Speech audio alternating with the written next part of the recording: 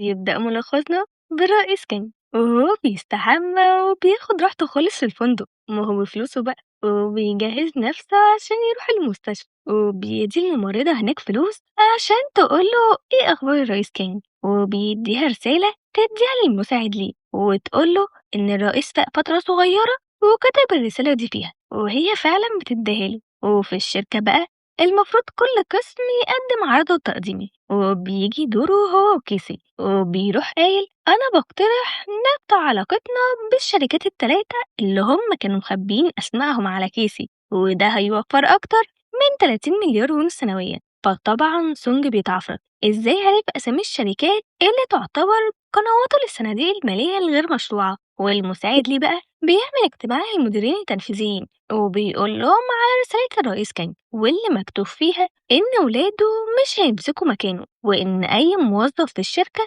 ليه حق إنه يبقى رئيس مجلس الإدارة، ولحد ما يرجع المساعد ليه هو اللي هيبقى مكانه. وطبعا بيشككوا إن المساعد ليه اللي كتبها، بس بيعرض لهم رأي أكبر 3 شركات إن ده خط الرئيس كينج. فبيروح الرئيس داخل يعني أنا مؤهل إن أبقى الرئيس الجاي. وطبعا سونج بيبقى شوي وبياخدوا المكتب يقوله هو أنا عشان عينتك في الشركة هتفتكر إنك ليك حق تتكلم؟ فبيقول له هو أنا قلت إيه؟ أنا مش فاكر حاجة، كل اللي أنا فاكره إني كنت مع المتدربين وبعد كده جيت هنا. شكله من الآثار الجانبية للحادثة طبعا بيبقى فاكر كلامه عن الشركات اللي تبعه، فبيقول للمسؤولين يهدوا الدنيا شوية. وكيومي بتكتشف إن بانجي شغالة في الشركة فبتقول لها تسافر تاني وتسيب الشركة، بس بانجي بتقول لها إنها أصلا عبيطة، هي راجعة عشان زهقت من أكل البرجر والمكرونة، وكده كده هي مش مهتمة بالشركة، هي بس عايزة تفضل في الشركة في كوريا. فبتقول لها اثبتي كلامك وتنازلي عن المبنى والأرض اللي بابا كاتبهم لك. فطبعا بتتعصب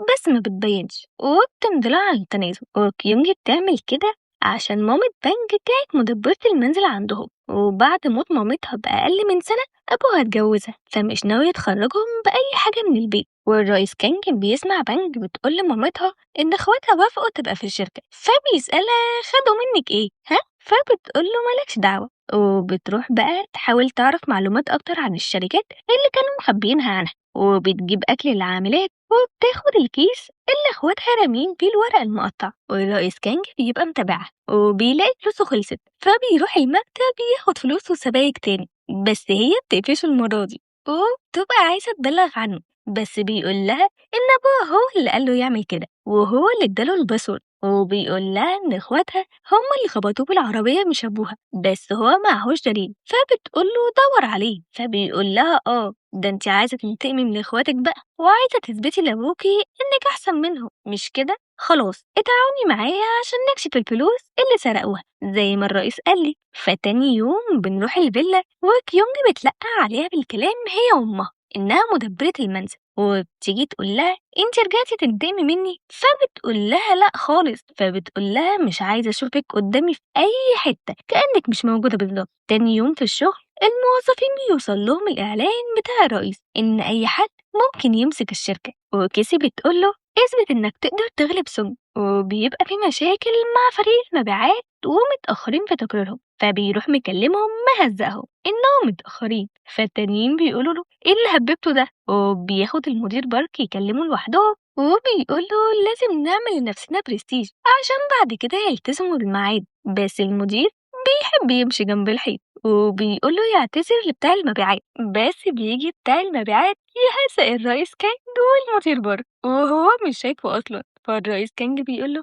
ايه رأيك بقى انك تشتكي للمدير العام؟ فبيروحوا له فعلا وبيشتكي له، وبيجي الرئيس كانج يقول له انهم بيتأخروا كل شهر، ده معناه ايه؟ انهم بيظبطوا ارقامهم وكده الشركات الخارجية تبع ناس من جوه الشركة حتى لو كان الرئيس نفسه. فبيقارن كلامه باللي قاله في العرض التقديمي، فبيقول للمدير بر مستعد تراهن بوظيفتك؟ فالتاني بيزقه وبيقول اه طبعا. فبيقول لهم تمام قدموا ورق رسمي، والمدير باركو وهو راجع بيغمى عليه وبيعلق محاليل، وبنعرف انه اصلا كان في فريق التدقيق واكتشف اللي سونجي بيعمله فراحوا نافينه هنا. وبيجيله اتصال من الممرضة بتقوله جدتك اختفت والشرطة شافوها بالكاميرات ركبت أتوبيس رايح سيول شكلها جايالك. فبيقول لها إنه عنده شغل بس المدير بارك بيروح ضربه عشان يروح يدور على جدته، وهو خارج مش بيلاقي تاكسي، فكيسي بتيجي توصله، وواحد من المديرين بيقول لسونج على اللي حصل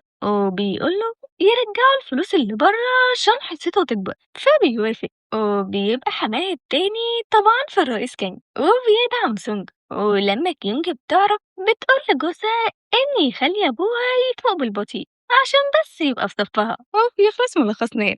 لا عجبكم الملخص دوسوا لايك سبسكرايب واشوفكم في ملخص تاني. سلام.